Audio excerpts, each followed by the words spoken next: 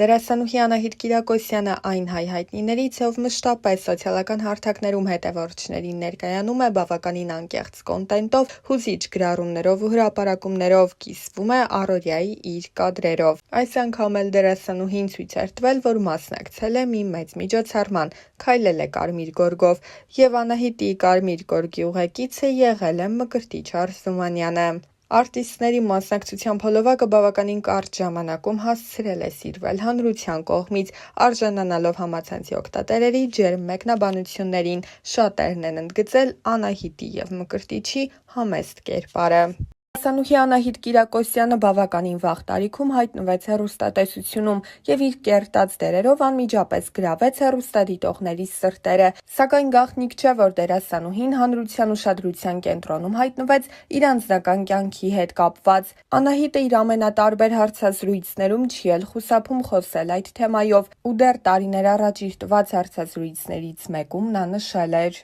«Մենք միմյանց սիրում ենք, ոմանք հավատում են, ոմանք էլ ոչ, թող մտածեն, կեղծե, սպասեն, որ կբաժանվենք, բայց մենք արդեն ամուր ընտանիք ենք, յուրաքանչյուր մարդ ինքն է ընտրում ինչ կանոններով ապրի։ Ինձ համար ծիծաղելի է, որ մարդիկ մտածում են, թե կարող է իմ կողակցին ընտրել ֆինանսական դրությունը հաշվի առնելով, արդեն կայացած մարդ է, երբ արտաքին հանդիպեցի։ Արտաքին հանդիպելու առաջին իսկ օրվանից ունեի այն զգացողությունը, որ նա դառնալու է իմ ապագա ամուսինը։ Ես իրավաբանական հարցով դիմել էի նրան, քանի որ ծանոթներիցս մեկն էր խորհուրդ տվել։ Արտակը չգիտեր ով եմ, որպես դերասան չէր ճանաչում։ Այդ գործնական հանդիպումից էլ նրան շատ հավանեցի։ Ինձ համար 16 տարվա մեր տարիքային տարբերությունն անհանգստանալու պատճառ ու խոչընդոտ չի եղել։ Ով գիտի մենք քանի տարի ենք ապրելու։ Մենք ապրում ենք այսօր ու ապրում ենք երջանիկ։ Արտակի հասունությունը միայն օգնում է, ես պարզապես չէի կարող իմ տարիքի տղամարդու հետ ապրել։ Նա ինձ իր խորհուրդներով, կյանքի փորձով շատ է աջակցում։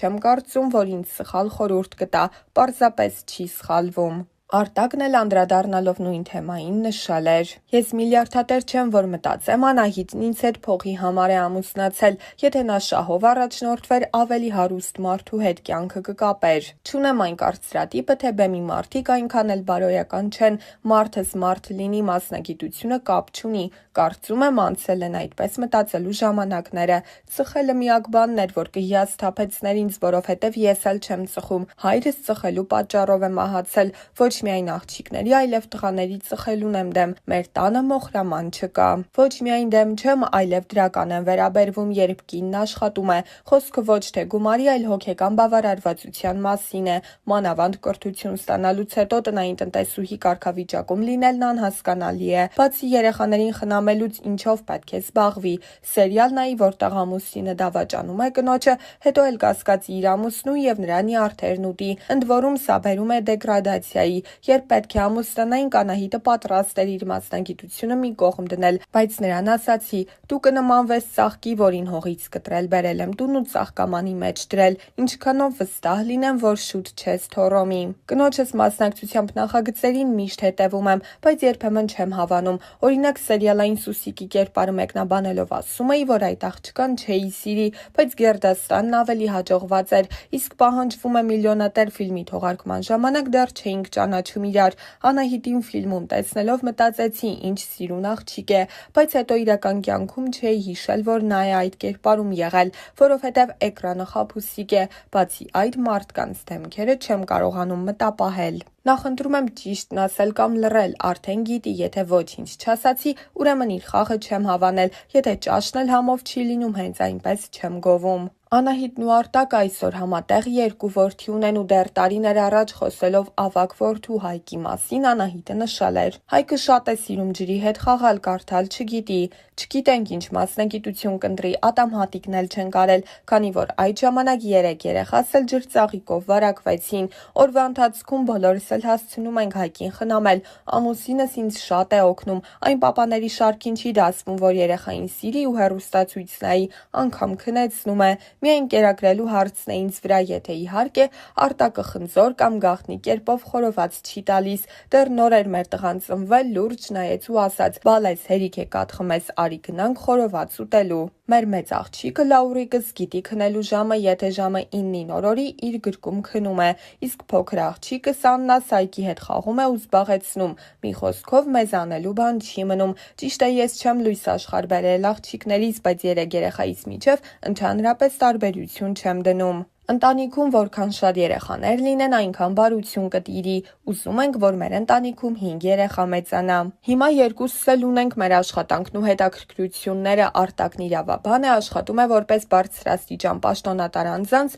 էթիկայի հանձնաժողովի անդամ, իսկ աշխատանքից հետո պարզապես վայելում ենք միմյանց ներկայությունը։ Միակ դեպքը, երբ Արտակն այնքան էլ չէր ուզում, որ նկարահանվեմ, նախորդ ամանորին էր, իսկ պատճառը շատ պարզ էր։ Հայկի լույս աշխարհ գալուց դեռ 5 օր էր անցել եւ ես պետք է Շանթի ամանորյա ծրագիրը վարեի։ Այդ դեպքում էլ հասկացավ, որ չէի կարող ձախողել ուղիղ եթերը։ Արտակը շատ անկեղծ մարդ է, եթե իմ կերպարները կամ հաղորդումները չի հավանում, անտեղի երբևէ չի գովաբանում։ Վերջերս Անահիտը կրկին մասնակցել էր հարցազրույցի, որի ընթացքում անձնականի մասին նոր բացահայտումներ էր արել։ Հայրս ինձ իմանալով գիտեր, որ իմ ընտրությունը սովորականի նման չի լինելու։ Ես մեկ անգամ գնացի Վարդերով տուն ու ասացի, որ իմ կյանքում մարդ է հայտնվել։ Հայրս ասաց՝ անվասայլակին նստած տղա է, ընտրությունդ թե ինչպիսին։ Ասացի ոչ, ուղղակի 16 տարի մեծ է եւ 2 դուստր ունի։ Ես ի սկզբանե Արտակին ասել եմ, որ չես կարող երեխային որևէ բան պարտադրել։ Օրինակ ասել՝ բարև բալիկ ջան, այսուհետ ես քո պապայի հետ եմ լինելու,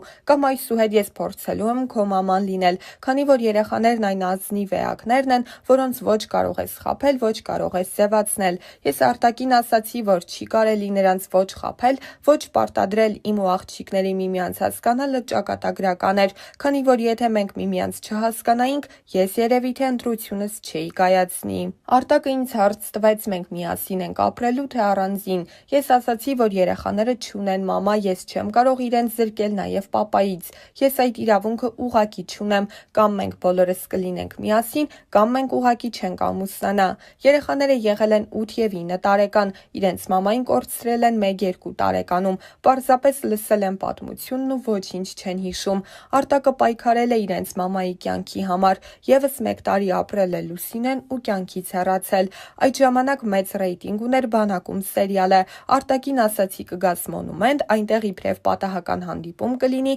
քանի որ անհնար է չճանաչեն ինձ։ Անուլիկս փոքրս ասեց բանակում Իսուսիկնա, մեծ աղջիկս ասաց լավ քեզ տեսած պահի։ Արտակը երեխաներին ասաց, որ ինձ ճանաչում է ու եթե կուզեն միասին կքայլենք։ Երեխաները ցանկացան 2 ժամ միասին անցկացնելուց հետո փոքր աղջիկս ինձ ասաց. գիտես չէ, մենք մամա չունենք։ Ես շատ ազդվեցի, քանի որ իրենք ինձ հարազատ ընդունելով անկեղծացան։ Մեծ աղջիկս ասաց. սա մեր վերջին հանդիպումը չի լինի, եւ իրենք ձեռնարկեցին մեր հաջորդ հանդիպումը, որ Արտակին իմ մոտ գովազդեն։ Արտակը ուտելիք էր պատրաստել շատ կծու։ Մեծ աղջիկս ուտում էր ու ասում. ինչ համով ես պատրաստել, պապ, ուզում էին ինձ գովազդել։ Ինձ կանչեցին սենյակ, մեկը մի ձեռքս բռնեց, մեկը մյուս, ասացին մեր մաման կլինես, պատմել էր դերասանուհին չթաքցնելով հուզմունքը։ Շատերն են ինձ գրում, հարցնում դե լավ ինչ մամա, բայց ես ուզում եմ անպայման նշել, որ դա բացառապես եղել է աղջիկների կողմից եւ աղջիկների ցանկությամբ։ Մեր հարսանիքի օրը վազելով եկան ու ասացին